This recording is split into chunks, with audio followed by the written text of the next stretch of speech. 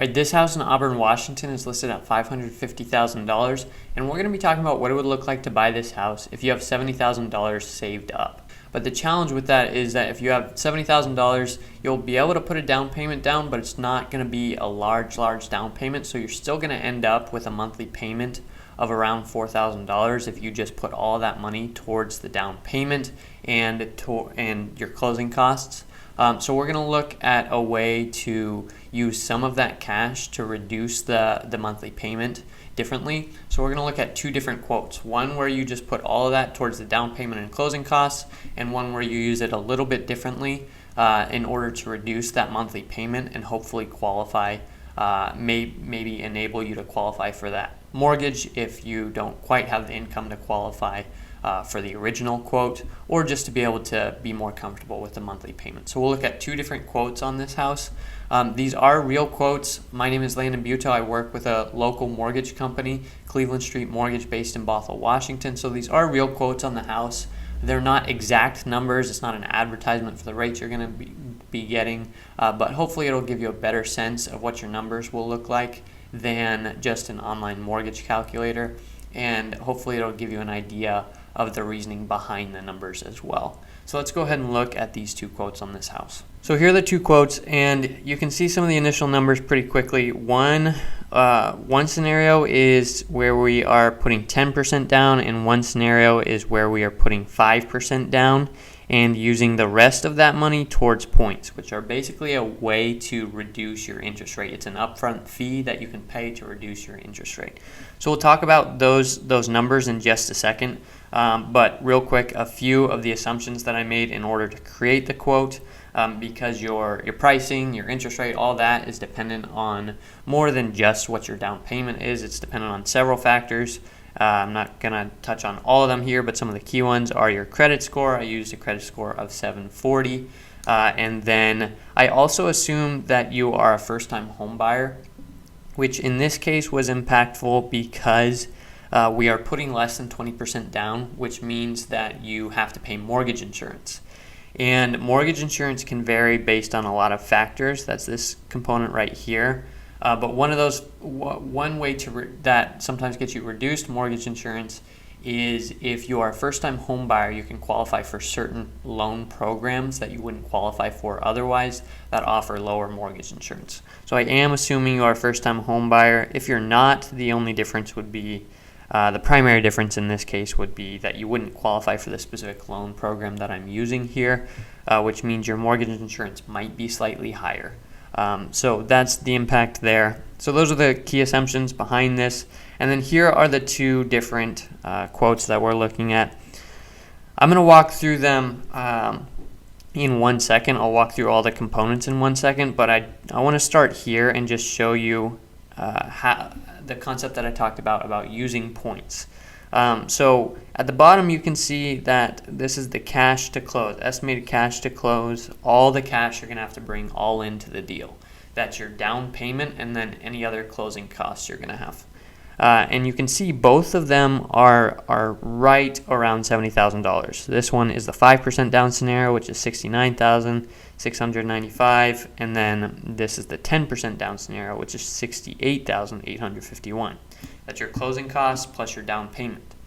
And both of them are the same, even though this one's 10% down, this one's 5% down. And the reason for that is, we're assuming coming into this video, we're assuming that you have $70,000 to bring to the deal to purchase the house, but we're using that cash differently. In this scenario, we're using it all, besides the closing costs, we're using it all towards the down payment. And in this scenario, we are using it we are using a good chunk of it, $30,000 towards points, which are a fee you can pay up front in order to get a lower interest rate. So the reason we're doing that here is just to show you how you may be able to use that cash differently in order to impact your monthly payment. Because here, that $30,000 had a bigger impact in reducing the interest rate and paying towards points to get that monthly payment down than it would have if you had put it all towards the down payment. We don't always recommend it. By default, we don't recommend using points, but if you have a good reason to, which there are some good reasons to sometimes, which we'll talk about in 1 second, then it can be a helpful tool. So here in the 5% down, when we're using points, we got the monthly payment down to $3,702, whereas over here is about $4,031. And here you can see each of the components for those. That's homeowners insurance. That's an estimate, but it should be a pretty good number of $125 for this price point and for our area. Taxes, this is the actual number I grabbed from the county website, $443 for this house, $443 a month. And then mortgage insurance in this scenario was $87, and in this scenario is $126 for the 5% down. And that's because since you got to 10% down, it improves your pricing on mortgage insurance because you are a little bit less of a risk when you're able to get to 10% down. And then the last component is principal and interest, which is a function of your loan amount and your interest rate. So here is where you see the impact of the points. When we didn't pay points for the 10% down scenario, you were at 7.25. And when we did pay points, $30,000, which is a lot of points, obviously, but it got it down to 5.625, which reduced your monthly payment. These numbers obviously they're not advertisements, they're not the exact rate you're going to have, but near the middle of April, this is about where we're at for this scenario. So the impact of this is obviously, okay, maybe if you just don't want to take on this monthly payment, but you're comfortable with this, and you're okay with using your cash in that way to pay points, maybe that's one scenario. But specifically, the reason that I want to illustrate it is because it may have an impact on being able to qualify for this house. So the way qualifying is determined is lenders look at your DTI, specifically for conventional loans. They look at your DTI, which is your debt to income ratio. And that is determined using your total monthly debts divided by your gross monthly income. And your total monthly debts is your new proposed housing payment that you're trying to take on, plus any other monthly debts you have. And they add that all together and divide it by your gross monthly income, which is your income before taxes. And if that number is less than 50%, then for the most part you'll be able to qualify for the loan. If it's over 50%, then you won't be able to qualify for the loan, for conventional specifically. So one quick note here is this income is the income in the eyes of the lender. So if it's salary, then it's pretty straightforward. Typically, you'll be able to use your whole salary, and that's just pretty much the number they use for the most part. If it's other types of income or other types of income on top of your salary, then there are pretty rigid rules in that the lenders will use in determining whether that income will qualify or how much will qualify.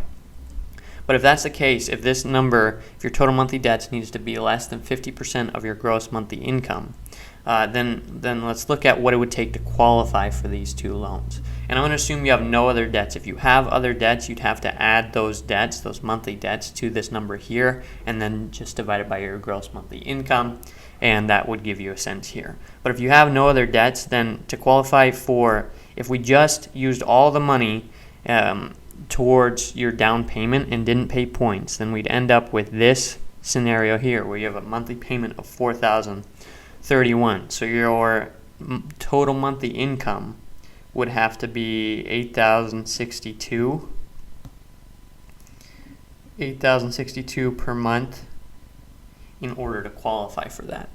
Whereas if you said, okay, I can't qualify for that, but I really want this house, is there any way we can use the cash, we use the resources we have and qualify for that? That's why we might use points here, and we could get the monthly payment down to $3,702, and that would mean your monthly income to qualify would be $7,404 per month in order to qualify. So maybe you're right around here, you make $7,404 or slightly more, but you're not quite up to here, and you have this amount of cash. So that's a scenario where you might get creative and say, hey, can we pay points instead of using it all towards the down payment to reduce, to enable me to qualify for the house.